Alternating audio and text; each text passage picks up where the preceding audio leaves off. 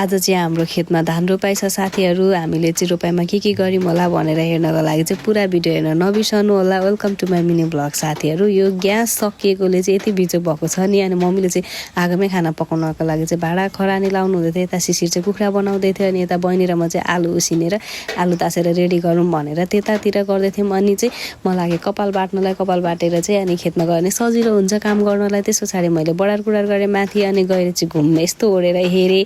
त्यस पछाडि मम्मीले यता सब्जी बनाउनु हुँदै रहेछ अनि म मुख धुन लागेँ। मुख धुँदै थिएँ, यता कान्छा पनि ब्रस गर्दै रहेछ। अनि म लागेँ अचारको लागि छोप बनाउनको लागि चाहिँ फिलुङ्गेर तिल कुट्न थालेँ। ओखलीमा चाहिँ ओखली चाहिँ हाम्रो घरमा छ क्या, जुन चाहिँ माटोमा गाडेर मम्मीले बनाउनु भएको छ। अनि मैले घरसर बढारेँ। घर बढारिसकेर चाहिँ फेरि उसिनेको आलुलाई चाहिँ हामी चाहिँ मुस्न थाल्यौँ अचारको लागि। अनि अचार सचार बनाएँ मैले। मम्मीले यता खाना रेडी गर्नुभएको थियो अनि म लागेँ खेततिर साथीहरू। अब खेतमा पनि मैले जानु नै पर्ने थियो नि त। अनि म लागेको खेततिर। खेतमा पुगेर यस्तो हेर्छु त मासतिर कति मजाले हुसियाहरू लागेको, कस्तो राम्रो मौसम देखिरहेको।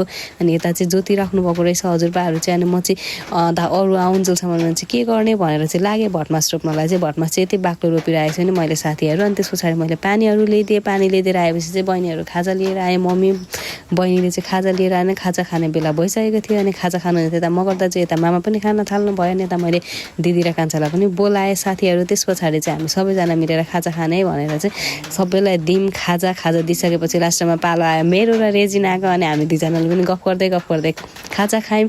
खेतमा खाजा खानुको फेरि यति धेरै आनन्द छ नि साथीहरू। आलीको डिलमा बसेर अनि घरबाट लगेको खाना खानुको त मजै अर्कै छ क्या। अनि लाग्यौँ हामी फेरि धान रोप्नु भनेर। आज चाहिँ रेजिना पनि धान रोप्नु भनेर खेतमा आएकी थिए। एकदमै रहर गरेकोले चाहिँ अनि बाबालाई हामीले बिउ चढाउन लायौँ। अनि बाबाले बिउ चढाएपछि चाहिँ सबैभन्दा सुरुमा चाहिँ आज रेजिनाले नै धान रोपेकी थिए। अनि आज एकछिन धान रोपेर चाहिँ म घर जान्छु भने ल न त भन्यो। भने त्यस पछाडि लाग्यौँ हामी सबैजना आइपुग्नु भयो। अनि बिस्तारै धान रोप्न थाल्यौँ। धान रोप्दा पनि गफ गर्दै रोप्नुको मजै छुट्टै छ साथीहरू गाउँघरमा चाहिँ।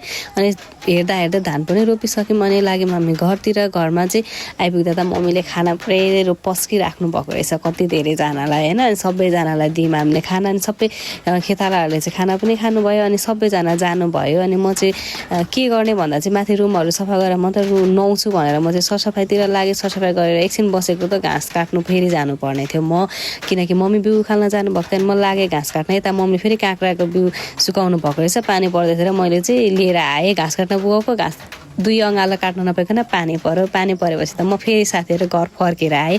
घर फर्केर आएपछि मैले कपडाहरू धुनु थियो, कपडाहरू धुएँ। धुँदै पानी पर्यो, त्यो पनि मैले धुएँ नुहाएँ। अनि चाहिँ म फ्रेस भएर बसेँ। Thank you so much for watching my video साथीहरू।